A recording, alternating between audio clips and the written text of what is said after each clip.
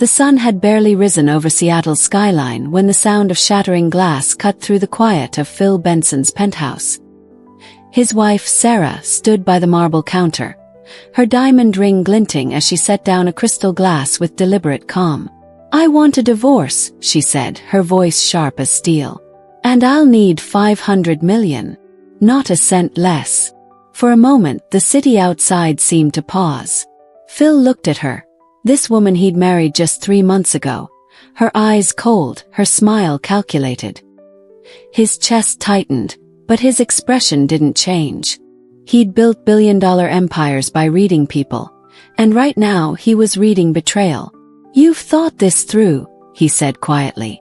She met his gaze without flinching. "I have." The silence that followed felt like the moment before a storm breaks. Too calm, too controlled. Only Phil knew what she didn't. This wasn't her move. It was his. And when the truth surfaced, the world would finally see who had been playing whom. Stay tuned. And don't forget to like and subscribe to Canada's Heartfelt Tales. The glass settled into silence after Sarah left. The city lights shimmered through the window, but for Phil Benson, they looked dimmer than usual. The skyline he once ruled from his boardroom now seemed like a mockery of everything he had built. His reflection in the window wasn't the confident billionaire people saw in magazines. It was a man blindsided by betrayal, standing alone in a penthouse that suddenly felt too large for one heartbeat. He walked to his desk, picked up his wedding photo, and studied the smile he thought was real. It wasn't. The truth was sitting in the empty chair across from him, wearing designer shades and greed disguised as grace. His phone buzzed, a message from Mark Reynolds, his closest friend and legal counsel. "She filed the draft early. You were right." Phil didn't reply. He just stared at the message until the screen dimmed. Then he whispered to himself, "So it begins." That night, while the rest of Vancouver slept beneath a drizzle of soft rain, Phil sat in front of his computer. Every keystroke was deliberate. Every click a quiet declaration of war. He transferred remaining accounts, tightened trust protocols, and encrypted data trails. He wasn't hiding. He was positioning.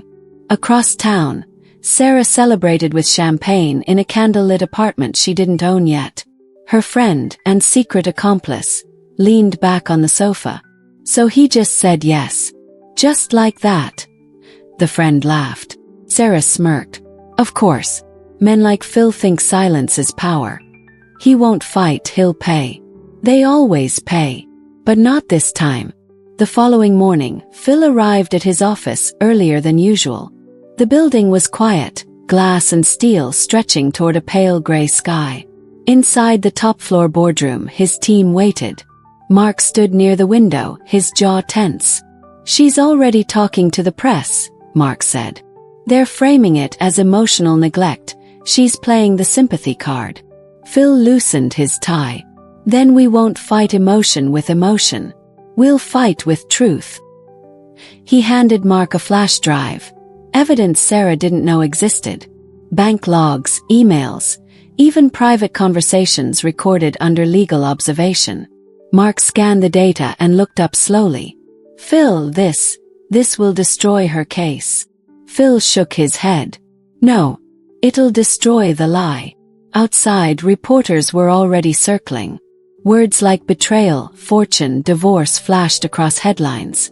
But Phil didn't react. Instead, he focused on the calm precision that had built his empire. If Sarah wanted to turn their marriage into a business transaction, he would treat it like one, with spreadsheets, signatures, and consequences. Days turned into weeks. Sarah moved through interviews, perfectly styled, crying on cue. She told cameras she'd been emotionally abandoned, that love had died behind boardroom doors. Every line rehearsed, every tear calibrated. The public adored the performance.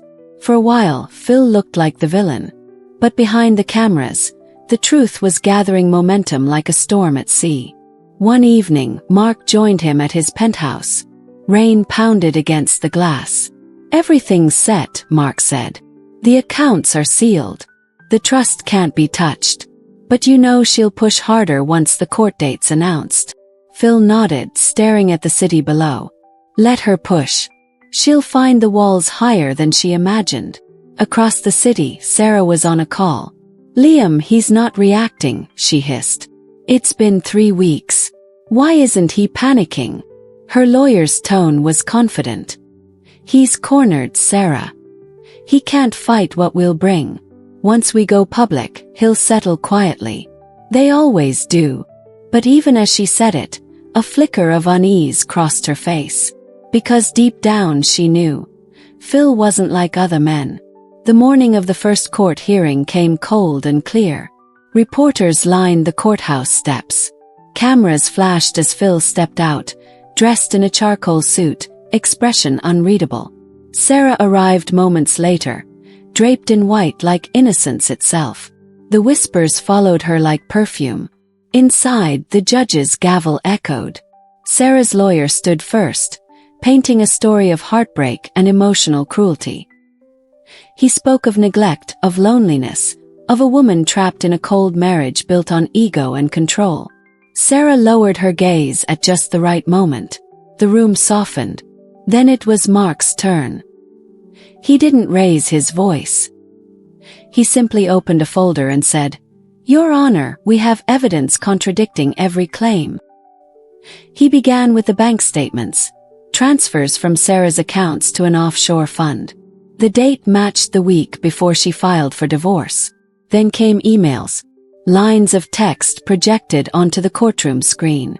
"Once he settles, we're free. $500 million easy." The words hung heavy in the air. Gasps filled the room. Sarah's face drained of color. Her lawyer stammered. These could be fabricated. They're authenticated," Mark interrupted, his tone razor-sharp. "Metadata verified by third-party specialists. And there's more." He handed the judge a sealed envelope. Inside were private investigator reports, legal consultations, and recordings of Sarah discussing strategy with her so-called charity lawyer. The silence that followed was deafening. Even the journalists in the back stopped typing. Phil sat motionless, his hands folded. He wasn't angry anymore. Just tired of pretending love could coexist with deception. When the judge finally spoke, his words carried the weight of justice. "Mrs. Benson, based on the evidence presented, this court finds grounds of premeditated fraud in the filing of your claim. Your request for financial compensation is denied." Sarah's composure cracked. "You can't do this," she shouted. "He owes me." Phil rose slowly. "What I owe," he said evenly, "is to the truth." The judge struck the gavel. The case was closed. Outside, the flash of cameras returned, but this time they weren't aimed at Phil's downfall. They were capturing hers. The woman once idolized for her grace now looked small against the courthouse steps. Reporters swarmed, demanding answers. She pushed through the crowd, trembling, her designer heels sinking into the wet pavement. In the days that followed, the world devoured the story. Billionaire outsmarts greedy wife. Court exposes fraud in high-profile divorce. Brand sponsors dropped her overnight. Her social media accounts vanished. Friends who once toasted her success stopped answering her calls. Meanwhile, Phil went back to work, not to rebuild wealth but purpose. He expanded his foundation, funding scholarships for underprivileged youth across Canada. He visited classrooms, quietly speaking to students about integrity and resilience. When asked about the trial, he only said, "You can lose everything and still win your peace." But justice wasn't done yet. A few months later, Sarah faced new charges for financial misconduct, fraud linked to the offshore account she'd created. The same lawyer who'd whispered promises of easy money was now her co-defendant. In the courtroom, her once flawless image fractured under cross-examination. Phil didn't attend the hearing. He didn't need to. The truth no longer required his presence. On the night the verdict was announced, guilty on multiple counts, the city skyline glowed gold against the Pacific horizon. Phil watched from his balcony in quiet reflection. Mark joined him with 2 cups of coffee. "It's over," Mark said. Phil nodded. "No," he replied softly. "It's balanced." He turned to face the city, his voice low but steady. "She thought she was taking my fortune, but she taught me something worth more, who I really am when everything falls apart." Below them, the lights of Vancouver shimmered like 1,000 second chances. Sarah, meanwhile, was led out of the courtroom through a side door, reporters shouting her name. But the cameras no longer admired her. They recorded consequence, the fall of someone who mistook love for leverage. In the following months, her properties were liquidated. The penthouse she once flaunted online was sold to pay legal fees. The tabloids moved on to fresher scandals. She faded into obscurity, a cautionary tale whispered in quiet conversations about greed and loss. And Phil, he found calm in simplicity. Mornings by the harbor, coffee with volunteers, evenings reading letters from students who thanked him for changing their lives. He never remarried. He didn't need to.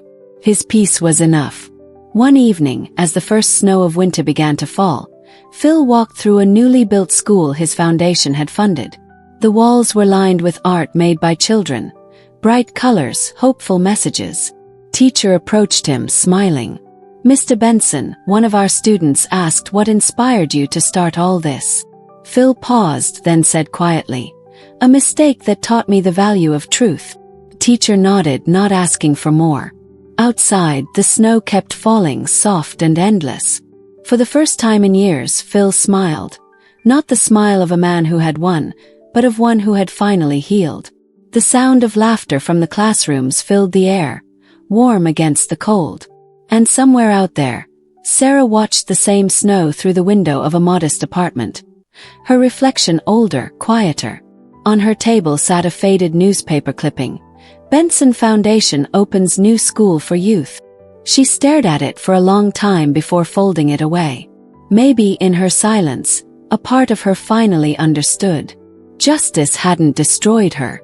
It had revealed her. The world had moved on. And Phil Benson, the man she once tried to break, had turned her betrayal into something bigger than revenge. He had turned it into legacy. And for Sarah Benson, the woman who demanded $500 million for love she never gave, her name became the price of greed itself. Because in the end, wealth can buy comfort but never character. And truth. Truth always collects what it's owed.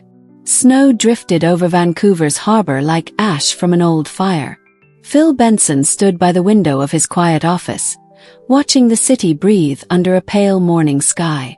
The world had changed, and so had he. What began as betrayal had turned into something else. Clarity. He no longer measured success by fortune or fame, but by the peace that came from living without masks. He thought of the man he used to be. Fast, confident, untouchable, and realized strength wasn't found in walls or wealth. It was found in restraint, in choosing grace when vengeance was easier. Somewhere, far from this glass tower, Sarah was facing the truth she'd tried to bury. And maybe that was justice enough.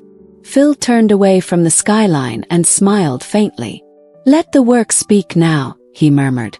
The hum of the city answered, alive, forgiving, moving forward, just like him.